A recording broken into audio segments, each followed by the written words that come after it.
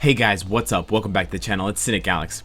And today I wanted to cover the other two characters that had some minor changes, minor improvements from the newest update patch. We've discussed in quite a bit of detail Ultron and all of the buffs that he got, and I may have overstated his usefulness, but I am still having a really fun time playing with him. So if you want to catch more of that action and that gameplay, you can hit up the Twitch live streams for that specifically. But today I wanted to focus on Gamora and Star-Lord, the two Guardians of the Galaxy who got very minor and a bit abrupt changes. We didn't really expect them, and they don't really suit alongside characters like Ultron. If you're going to ask me why Gamora and Star-Lord got a change now, I think it's just a part of the pulse of the community and what Netmarble sees as the most egregious examples of their lack of balance changes. One of the most highly criticized updates, aside from this newest update 3.6, was actually the anniversary update, update 3.0.0. We know now that that update was kind of pathetic because of the upcoming X-Men update, which landed in May of this year, and so April update was weak because so much of their resources were being allocated into making sure that that Wolverine Epic Quest, the Jean Grey, and etc. were as perfect as possible. And let's be honest, Netmarble didn't disappoint with the X-Men update, but they did disappoint with the Guardians of the Galaxy Volume 2 update. And the biggest examples of those disappointments were, well, we didn't get Ego. Gamora's uniform was terrible because it was just a blatant reskin. Star-Lord's uniform was pretty terrible, and it's recently, before this, but it also got a buff to the leadership. And then we got basically next to nothing for Drax. We got actually nothing for Drax. We got next to nothing for Rocket Raccoon, and we only got features for Mantis, Agent Venom, or Space Knight Venom, and Baby Groot with the uniform. But we now see at least some rumblings of updates for Gamora and Star-Lord. I want to start by saying that I do think it's positive whenever Netmarble updates characters, as long as they're not being nerfed unless they need to be nerfed. I mean, if Netmarble wanted to come out and release a patch dropping Quicksilver's 5th skill hit rate by 25%, I would be fine with that. I'd be totally fine with the number of hits being reduced by 25%, Netmarble. But it's good to see buffs in any way. However, in addition to the buffs, we have to remain critical about the buffs. What I mean by critical is we can't just say without any sort of eye to the changes and exactly what they are detail for detail, oh good, we got buffs, this is a win. In this case, both Gamora and Star-Lord, I feel, are still lackluster characters after their upgrades. Star-Lord was a little bit more on the fringes of being a useful character before this kind of stealth buff because he had 3 iframes already on 2, 3, and 5, and because he has a pretty useful kit.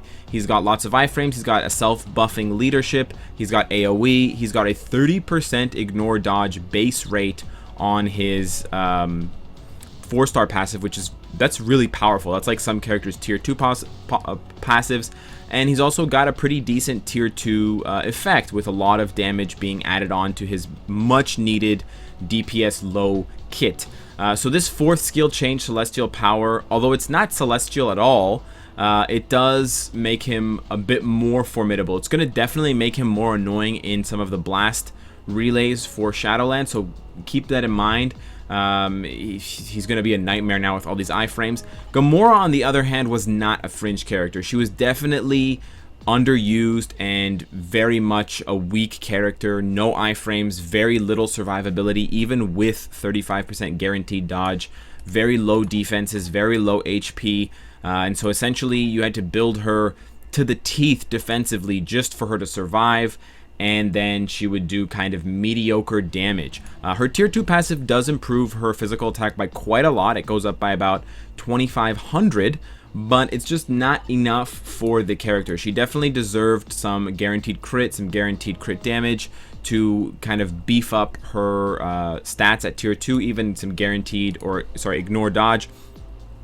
But let's take a look at what changed for these characters. I want to jump into a little bit of action here. We were comparing Ultron yesterday to Infinity Thanos, so I'm going to do the same thing now for Gamora, just so you can see just how much has changed or hasn't changed for these characters respectively. We're going to give Gamora a pretty powerful setup here so you can gauge her damage at tier 1. Keep in mind, tier 1 versus tier 2 is quite a bit of a difference.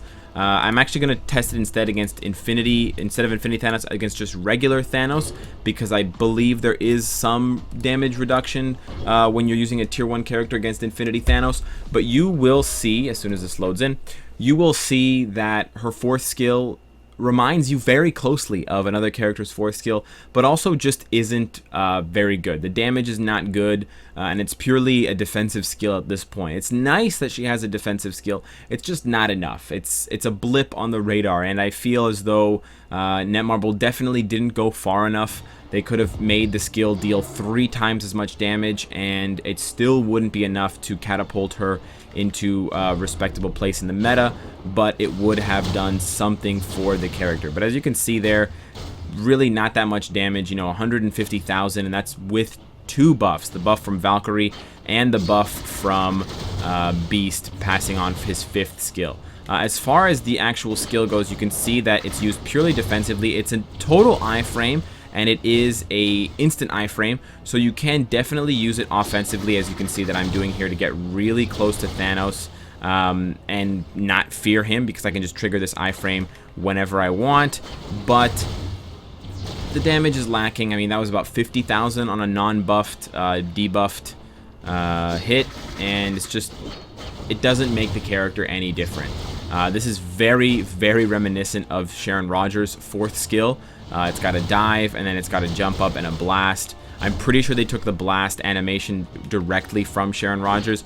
The beginning of it might be one of Star-Lord's old animations, so they might have clipped together 2 different ones, but otherwise it's very similar, and it doesn't add enough to the character. And in addition, I must say that this does upset current Gamora fans and investors, I should say, because they might have used Gamora's other uniform, because prior to this update, there was no difference between Gamora's newest uniform, this one that I'm playing with right now, and Gamora's other uniform, the kind of moonlight uniform with the stars all around it.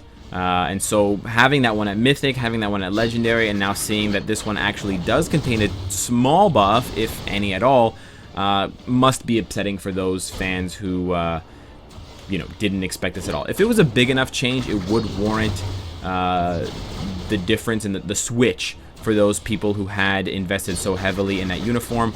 But in this case, it's almost not enough to even bother in the first place, which is kind of sad, because Gamora deserves a lot better. She is the most dangerous woman in the universe, but definitely not so in this game. I'm quite disappointed. I don't want to lay it on too thick, but I think that Netmarble should really go back and change some other skills that Gamora has. Just some offhand, suggestions. I've already discussed the crit damage and the crit rate, the ignore dodge. I think she should definitely have a full iframe on her 5th skill as well, or it should be 5 seconds or 4 seconds of immunity. She could even have one of those accumulation skills with immunity, like Titania, like Sharon Rogers. I don't see why not. And yeah, the Godslayer deserves a lot better. Moving on to Star-Lord. Again, Star-Lord was already in a decent place prior to this. I'm actually going to do this one against Infinity Thanos, so you can see the difference in both damage and output from the character, even at tier 1, because I know there is a damage reduction, there is some damage reduction, but if I use both Coulson and Valkyrie, which I can get away with for Star-Lord, it's actually kind of impressive that he can actually do enough damage to hold his own in some respects against Infinity Thanos at tier 1, and I imagine that's only going to get better at tier 2, but it still doesn't make Star-Lord a kind of powerhouse character. It probably puts him around the same usability as someone like Ultron. While Star-Lord is probably stronger than Ultron, because Ultron is universal and he's got the villain tag, it's a little bit more useful for Shadowland. His leadership is not as powerful, but it's still pretty good here. You can see his 4th skill. It's Hyperion plus Rogue all over again.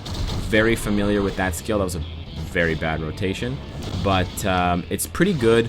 The reason why I like this skill is because his 3rd skill and his 2nd skill push you away from the enemy. So even though Star-Lord has 4 iframes, because his 5th and his 2nd and his 3rd actually move you away from the enemy, it's actually quite hard to chain the iframes because you'll get so out of range that you won't be able to, like, I can't chain after the 3rd and the 2nd, I can't chain the 5th one straight away. I have to get in close, so I have to just spend time running and not iframing. But if I use his 4th, see, I had to run there. I got really lucky, but if the timing was off, I would have gotten hit. But by using his 4th in the middle, kind of after the 3rd, he can go into the iframe from a very long distance. The skill has a very long range trigger.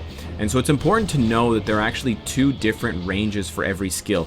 There's the range at which you can cast the skill, and then there's the range at which the skill functions in order to deal damage. Because there are some skills, like this one, that gets very close. You can see he's right next to Thanos by the end of the skill, but you can actually trigger the 4th skill very far away from Thanos to begin the iframe action, which is actually very useful, and it does complete his kit a little bit better than before. So I do think it does suit him and actually adds more to his character than Gamora's does for her, which is kind of sad to see, that even when you have the worst character getting a buff, they're not getting as much of a buff as the straight up better character is getting.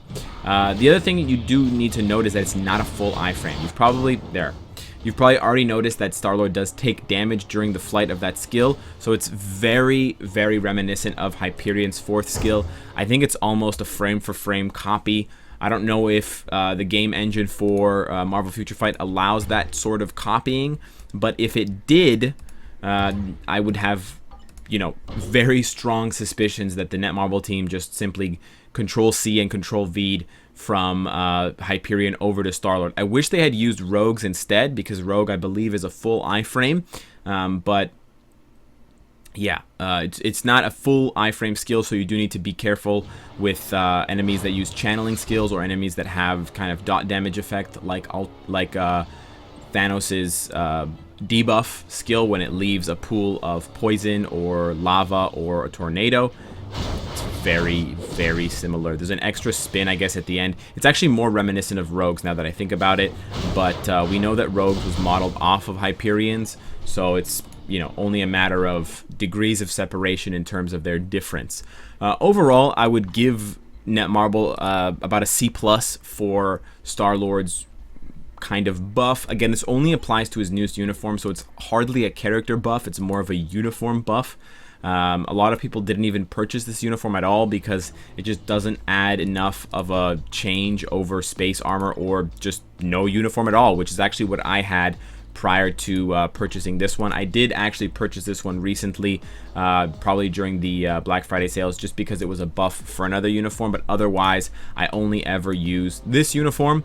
As far as Gamora's, I would give this an NC, incomplete, or I'd just straight up give it an F. I gave it an F because her uniform is just garbage as is, and this change does not change that at all. Another thing that they really could have very simply changed about her uniform is the ignore defense. 30% ignore defense is tantamount to 30% attack speed. No one needs that much ignore defense, especially once you get to level 60. You're going to have an automatic, what is this, like 10% almost ignore defense added from your 4th skill option. You're gonna have some on your cards. It's not that hard to get close to the max to get 35 or 40% ignore defense, so that means that 2/3 of this are being wasted. My Gamora has like 70% ignore defense because she's maxed out on her gear, in addition to me having 35% on my cards. I have 85% ignore defense when I only need 50%, and that's just unacceptable. So I think if they were going to seriously and earnestly change her uniform, they should have gone a lot further. They should have changed this to 30% ignore dodge, maybe added another couple skill changes, and that probably would have been enough to get a decent score and a decent amount of applause and kind of cheer from the community. So those are my reviews of the new kind of skill changes, pseudo buffs to Gamora and Star-Lord. I hope that the next time Netmarble does character rebalancing, they do 3 Ultron type balancings and not do these kind of lazy half balancings for Gamora and Star-Lord. Upon further inspection, I do think that they are not good enough and they're just kind of excuse like a poor excuse for an upgrade. But let me know what you think in the comments. Hit me up. Let Netmarble know how you feel about new Gamora and new Star-Lord. And of course, if you like what you see, I hope to see you again tomorrow. And subscribe if you want to support me in the content. Take care.